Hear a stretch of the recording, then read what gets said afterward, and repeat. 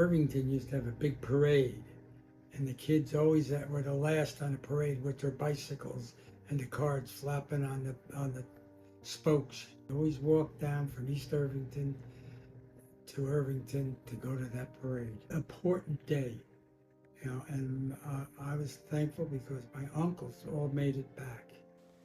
As a young person, I recall marching in the Memorial Day Parade in the drumline of student bands.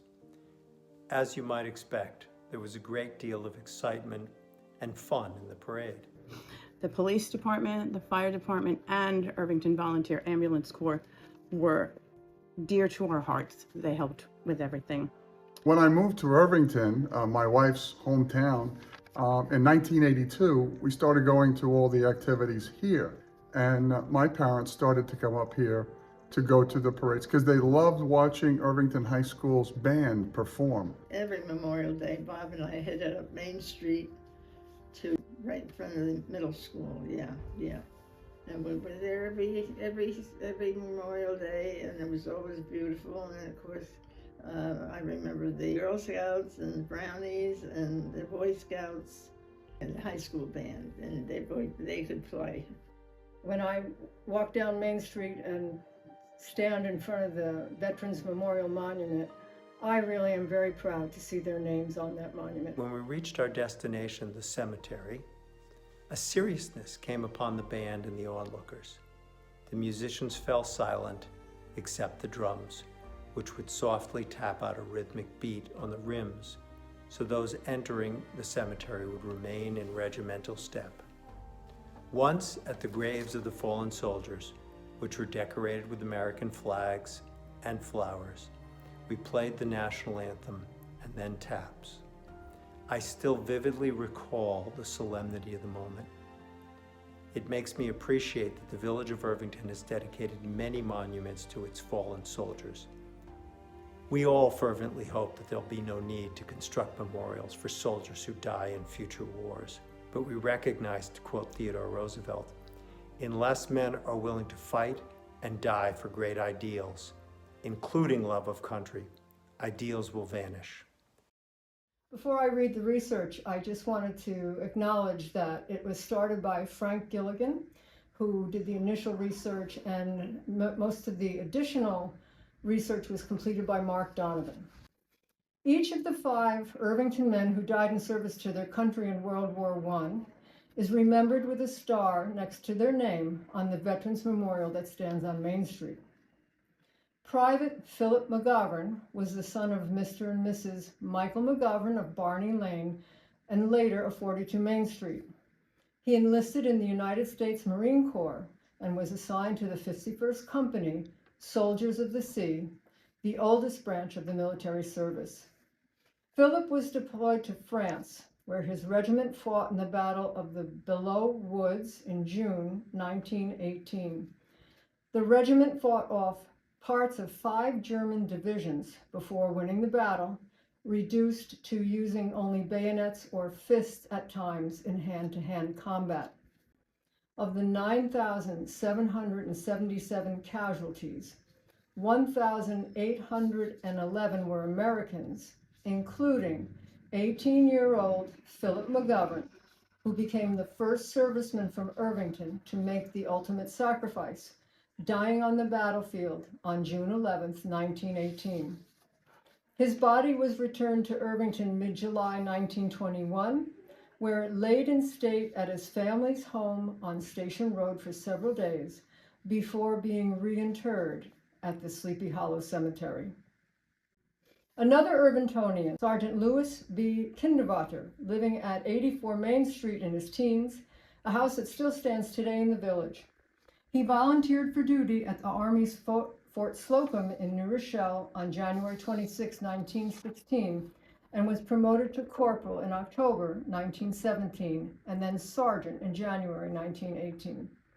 Like McGovern, Kinderwater was in the first wave of the American Expeditionary Forces to arrive in France.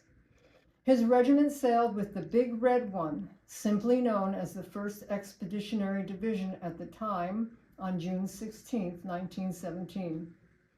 These original American troops began training under the direction of AEF Commander Major General John J. Blackjack Pershing. The Soissons campaign was part of the Allies' Asin-Marne counteroffensive, which resulted in reverse gains by Imperial Germany made in its since-stalked spring offensive. The goal of the battle was to cut off the Kaiser's two main Marne road and supply lines between Soissons and Chateau Thierry. It would theoretically force the Germans to retreat and surrender their spring gains. And here's where Kinderwater was killed in action on July 19, 1918. The battle was the turning point of the war. Germany went on the defensive for the rest of the war before the November 11 armistice. The two men, McGovern and Kinderwater, had interesting connections that linked them throughout their lives. At one point in their teens, they lived just one house apart directly across from the Town Hall Theater. Interestingly, McGovern and Sergeant Kinderwater gave their lives on the same front about 5 weeks apart and within 5 to 10 miles of each other. McGovern's comrades ended the German spring offensive, and Kinderwater's comrades drove the Germans onto the defensive for the rest of the war. Kinderwater is buried at the foot of the hill on which stands the village McGovern helped capture, Belleau Woods. 3 more fallen soldiers. In addition to McGovern and Kinderwater, 3 other Irvington residents died in military service during World War I. U.S. Army Private George Hazlitt, 31, of 30 Main Street. Private Hazlitt was a plumber in civilian life and an Irvington volunteer firefighter. He was inducted into the service on May 25, 1918, and arrived in France on June 30, 1918. He was serving with the 1st Pioneer Infantry Regiment, which lost 110 men in battle and 47 others, including Hazlitt, to disease on November 12, 1918, the day after the armistice ending the war. He was buried in the U.S. Army Cemetery in Libourne, France. His remains were later returned to Irvington, and he was interred in Sleepy Hollow Cemetery. U.S. Army Private Frank Edward Farrell, 30, of Taxter Road in East Irvington, a hamlet popularly nicknamed Dublin because of the large number of Irish immigrants living in the area. Farrell had enlisted on July 28, 1917, and served in the 71st Infantry before transferring to the 105th Infantry. Private Farrell died of an accidental gunshot wound while cleaning his weapon at a shooting range during training near Spartansburg, South Carolina, on March 15, 1918. United States Army Sergeant John Donahue Kelly Jr. of 18 South Dutcher Street was 23 when he went into the Army. He was the son of John D. Kelly Sr., a carpenter who was elected to several terms as the village's collector of taxes, and Mary A. Dinan Kelly, a mother and homemaker. Before being drafted, Sergeant Kelly was the recording secretary of the Irvington Fire Association, forerunner of today's Irvington Volunteer Fire Department. He also worked as a junior drug clerk under proprietor John H. Barr at the Irvington Pharmacy. Sergeant Kelly died of bronchial pneumonia at Camp Hannock, Georgia, on November 17, 1918. My name is Sharon Brennan. I'm the wife of Jim Brennan. People know him in town as either the person who gave parking tickets, or they know him as the person who led the ceremonies on Memorial and Veterans Day. He also was probably a person who told the worst jokes but had everybody laugh all the time. A lot of his joking was to cover up some of the things that stayed inside him from Vietnam. It was a terrain that they were not familiar with, and it was very hard to adapt to that. It was frightening at all times, never knowing where the enemy was coming from and in what form. It was face to face, it was man to man, it was hand to hand sometimes, just to defend yourself where you were. It was very hard to keep yourself focused, because all the time you were looking behind your back. you had to be aware of your surroundings all the time. When he was over there, he started out just as an infantry person. And then finally, they needed a medic. And it's not that he knew anything about anything medicine or anything like that, but there was a need and you just did what they asked you to do. He said most of the time, you would pick up pieces of bodies. There wouldn't even be whole bodies. And that's something that always stayed with him. But being a medic was also very important because there were times he was able to help people. And when he came back to Irvington, in fact, he became a member of the ambulance corps and was there for quite some time. While he was over there in Vietnam, one of his very good friends, they were friends up until the day Jim passed, was Joe Orlando. And Joe and he were not anywhere near each other in Vietnam, even though they were there at the same time. However, at one point they crossed paths, and he said that was just one of the best moments over there. When they came home, there was no big welcome party waiting for them. So they kind of kept all their stories to themselves. Now, the place that they could go to in Irvington, a lot of them would go to Greg's Bar at the top of the hill after each of the ceremonies, and they would talk there. Things that bothered him the most were they used children many times as their decoys, and they would put things that would blow up on these children so that when the soldiers came near them, that's what would happen. His platoon, they adopted a little girl who really just kind of wandered around. She had lost her parents in the war, and they realized that she wasn't eating.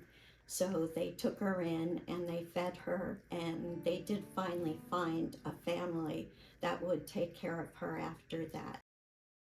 My father, Maurice F. O'Connell, was born on September 23rd, 1926. He passed away on February 23rd, 1984. He was born in New York City and attended Holy Name School, Commerce High School, NYU, and ultimately Brooklyn Law School as a night student, graduated in 1957. He enlisted in the Navy at 16 for World War II and served 4 years. He joined the Air Force in 1950 as a captain, served 3 years, and then was assigned to the U.S. Air Force Office of Special Investigations. The investigations included criminal, terrorist, and intelligence threats. He trained selected agents with this 12-week training period in technical surveillance and countermeasures. In 1952, he married my mother, Dolores Fitzgerald. They lived in Brooklyn, had 3 children, Geraldine, John, and Bernard, but moved to Irvington in 1967 to Sycamore Lane. We all loved our town. Dolores passed away on January 2nd, 1972. He remarried Carmela DeGristina and moved to New York City. He had a stroke at 50 and died at 57. He's buried in Calverton National Cemetery. I live here now with my husband, Paul. We raised 4 children, 3 daughters and a son. And now 5 of our 9 grandchildren are living in Irvington. I was able to witness several granddaughters on the stage at Irvington Town Hall Theater. My parents loved Irvington, especially Benny's. I'm going to talk about my father, William E. Dawson. He was the 15th of 16 children born in Pawtucket, Rhode Island. Most people have never heard of Pawtucket, Rhode Island. He, 4 brothers, and a brother-in-law fought in World War II. Dad went to Alabama for basic training, and it was his first time really out of Rhode Island. So it was a little bit of culture shock to him, especially going to the South. While he was there, after he had finished basic training, he came down with appendicitis. They gave him the choice of staying or going with the rest of his group. And he said, I'm ready, I'm going. He actually was in North Africa, he was in Italy, southern France, and in Germany. While he was in North Africa, They were tasked with building a platform for a plane coming in, a cargo plane coming in, landing, and making sure that there was a very smooth connection between the opening of the door and the platform, because FDR was supposed to be coming. When he went to Italy, he was building a runway, working on a grader, which in those days didn't have any automatic devices. It was all gears. And he had a gear, he was working like for 8 hours straight, and a gear got stuck. And he bent down to force the gear to open, and a bullet went into the seat behind him. Going to Germany, he was in Antwerp at the Battle of the Bulge. And if anybody knows the Battle of the Bulge, that was Germany's goal, was to get to Antwerp, I guess to see my father. One night he was on guard duty, and a major comes up, and my father challenged him, said, "What's the password?" The guy didn't know the right password. My father was getting ready to shoot him until some other officers go, no, he's okay. And because they knew the password, okay, they took responsibility for the guy. So the next day, my father gets called into the captain's office, and there's the major. And normal people would have been scared as anything that the guy was going to rip him.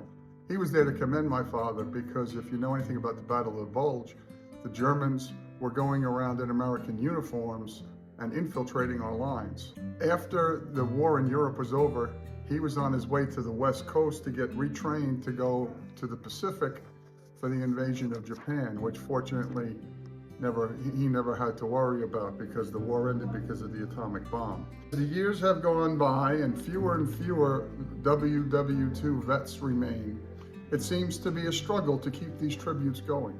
Should we not remember those from the Korean conflict, Vietnam, Desert Storm, and all the other times our military who put themselves in harm's way for us? Over the years, many Irvington graduates have gone on to military academies. Should we forget their sacrifice? Is it really too much to ask to keep traditions of respect alive in our country? Bob, of course, like most of the young boys, couldn't wait to get into the service, into the war. So soon after his 16th birthday, he entered the United States Navy, and he was assigned to a ship called the USS Devosa. And they had complete charge of taking the troops and dropping off at the islands. And there was a lot of islands. Iwo Jima was one of them, the Marshall Islands, and get them back off the land and back and forth and back and forth. He came back with a rifle, and it was a Japanese rifle. And the rifle had the symbol of the symbol. It looked like a chrysanthemum that belonged to the Japanese leader. And after the 2 years were up, Bob got out of the Navy and registered at the New York University. And then from there he went on, and the life went on. So August 14th, it was VJ Day. They announced it as victory over Japan. I remember that day very vividly. 5 years old, and I was at my birthday party at the house. They were blowing horns, and there was bells, church bells ringing, sirens were going, and everybody just came out. I have 3 uncles that were in the war. The Germans, when they were leaving, they had to march up through Italy, Poland, Italy, Switzerland, and back to where they were. And they were scapping up all the gold that they could find and artifacts, paintings and stuff. Ones that they left or they found, it was my uncle's job is to locate the owners of those artifacts. I was in the Marine Corps. It was really peacetime, but it's the Vietnam era. And I was on a light guided missile cruiser out of Norfolk, Virginia. And my job was security. We went down to Guantanamo Bay, across the equator, through the Suez Canal, up to Acapulco, where they pulled in, and we had Liberty, and then up to San Diego, California. I stayed on that ship for 2 years and 3 months. I don't consider myself a veteran if I haven't been in a war. I said, no, you're a veteran. You were in there, you would have done no matter what. So I'm a veteran. My name is Nina Caparel Dawson, and I'm going to speak about my dad, Carlo Caparel, and his brother, Patsy Caparel. My dad and his brother were 2 of 4 family members serving in World War II. They had 2 uncles also serving, and one which lost his life at Anzio. My dad and my uncle never really spoke much about their service. I do know my uncle served in England, France, Belgium, and Germany. And that's it about him. He rarely spoke about it. My dad talked about it later in life. He was very proud of his service. He served in China, India, and Burma. And when he spoke about India, most times he spoke about how poor the people were and how generous he and his fellow servicemen were with sharing their rations and things with the people there. And he often spoke about, I never really understood this until many years later, he was so proud of being a truck driver on the Burma Road. And I thought, okay, truck driver, that's pretty tough, Dad. And he said, oh, you don't understand the half of it. So many years later, fast forward, I'm talking like 20, 30 years later, I happened to see an aerial photograph of the Burma Road. And I understood what he was telling me, because the Burma Road snaked back and down and up and around. And he would say, if you stalled, that was it. And it's true, there was you couldn't go around. So your purpose as a truck driver is to be an excellent truck driver, because if you stalled your truck, the whole convoy, whether it was material or personnel, they weren't going anywhere. So it was really a very important job that he had, and he was very proud of it. My name is Rich Mazaris. Joining me, my cousins, John Mazaris, Stephen Mazaris, and my niece, Barbara Falaska. The Mazaris family all gave some. Uncle Arnold gave all. Arnold was born in Irvington, 1924.